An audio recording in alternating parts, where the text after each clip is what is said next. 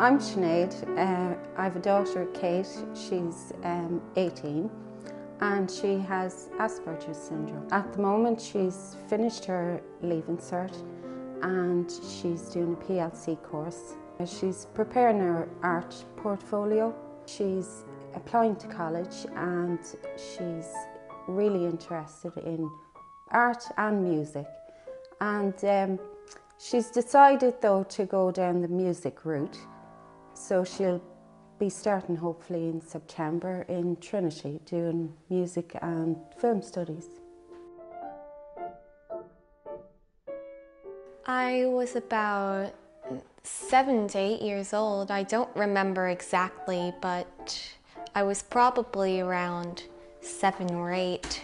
So I've been doing it for like 10 years.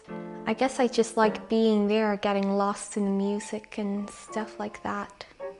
It's very soothing once you get used to it. We had a boy first and he was quite lively. And then when Kate came along, she was very quiet.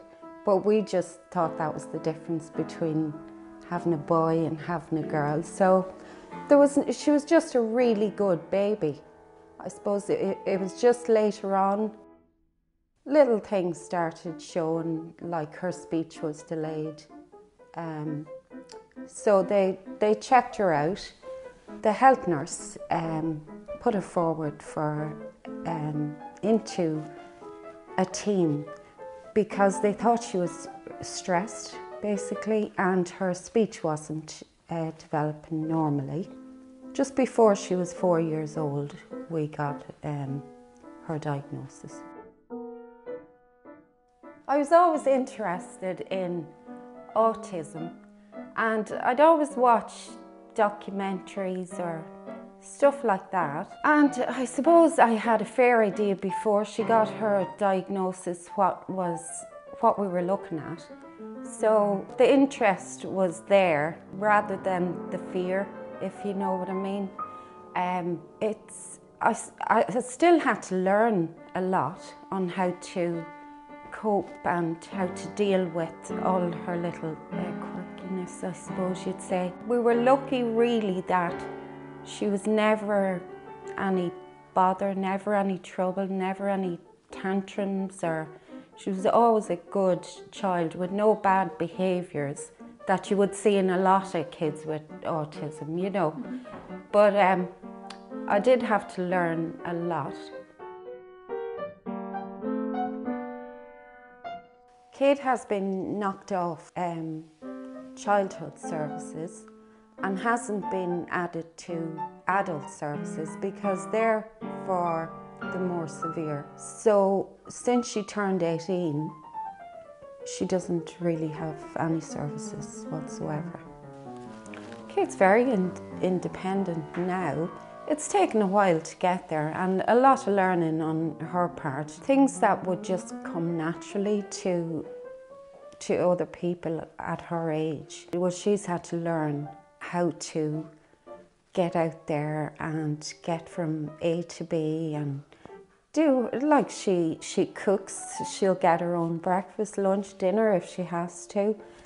She's up in the morning, makes her bed, you know, does all the things, but they're routine based because that's the way she's had to learn them. Everything from brushing her teeth to taking a shower, catching a bus, that's all had to be a list. And it's literally taken till now to see her become an independent person. I was hoping to study music and film studies. I figured that art would be just more of a hobby for me. Yeah, I'm really looking forward to being in a college setting. It seems more spacious than a normal secondary school, and it seems easier to get around to different places. Yeah, I'm really looking forward to learning a bit more about myself and stuff like that. And Kate is different, quirky.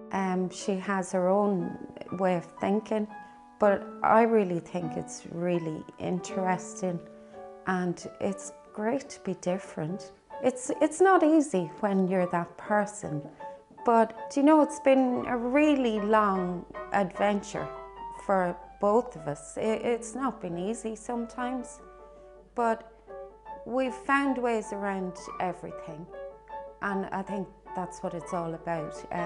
We're very lucky that Kate isn't more severely affected. I think she's quite gifted, and it's all about bringing that out in her in the best way we can. It's kind of embarrassing for me to say this, but I probably just want to be remembered in some way.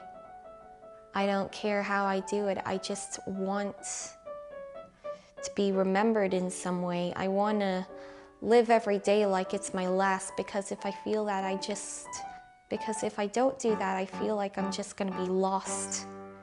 All I know is that I get a lot of my good traits from my mom. She's really nice, and she was really helpful to me during the time, during the past few years, and it was like, I felt like I could learn a lot more about myself and about others like her from what she taught me.